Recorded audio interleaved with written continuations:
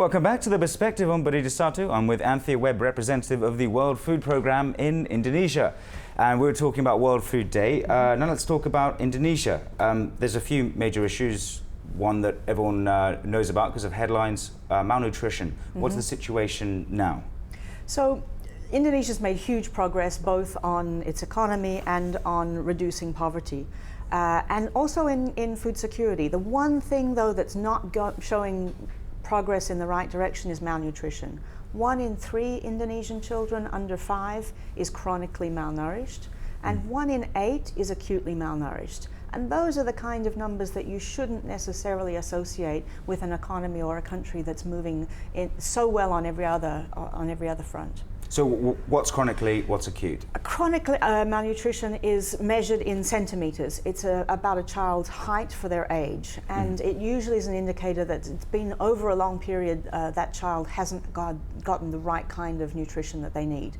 Acute malnutrition is usually something that comes in over a few months, and it's when a child becomes very skinny. And that's the sort of thing that you usually associate when you hear malnutrition. But the other one, chronic malnutrition, is actually the one that worries us most in a country like Indonesia, because it has an impact on kids' ability to learn, on their future health, and on their future earning capacity even. This stunts their growth? Stunts their growth. Not just their physical growth, but also their ability of their brain to mature so that it can learn and absorb information better. Are they more prone to things like disease? Absolutely, and they feed on each other. So a child which isn't well nourished is going to be likely to be less healthy and more prone to disease, and that then often makes them more malnourished. So it's a bit of a vicious circle that it's very important to intervene on.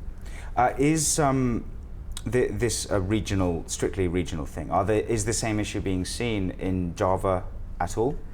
It's surprisingly widespread in Indonesia, but there are some places where it is actually worse than others. The eastern part of Indonesia is where you see very high levels. So in some of the places where World Food Programme has work, in NTT province, the amounts are up to 2 out of 3 children instead of 1 out of 3. In any case, 1 in 3 for a country like Indonesia is a real problem that merits really serious attention. These in heavily rural areas? It's in both, and believe it or not, we see high levels up to 20% even among the richest quintile of people in Indonesia. Naturally, it's higher among the poorest groups, but that tells us that this is a problem which affects pretty much most families in most places. They don't have the access? It's not necessarily just about access. It depends on different places. In eastern Indonesia, it's clearly about access. We know that, and about availability of food. In more urban areas, often it's about what people are eating, because they might be having enough food, but it's not sufficiently nutritious to make them healthy.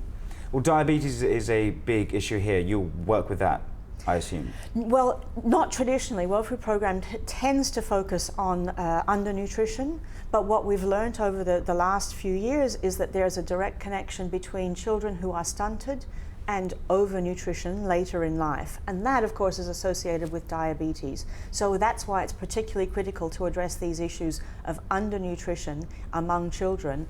Otherwise, 20, 30 years from now, you're going to see an even greater burden of diabetes and overnutrition among the adult population. Are we talking more about the specific what food people are eating as opposed to just how much? Yeah, absolutely. And nutrition is mostly about that. So in many places in Indonesia now, the great majority, people have enough to eat. But what they're eating isn't necessarily as rich in vitamins and minerals as it needs to be in order for them to be healthy and strong. So what needs to happen? We're about to go to break, so just very quick. What would you want to see happen in the next sort of couple of years to address that? A much more balanced diet. So rice is great, staple foods are great, but there needs to be a much heavier emphasis on fresh food, fresh fruit, fresh vegetables, and meat and fish. Okay, well, we'll carry on with this after the break, but we've got to go to our commercials. Stay tuned to The Perspective, though, on Budi Desatu.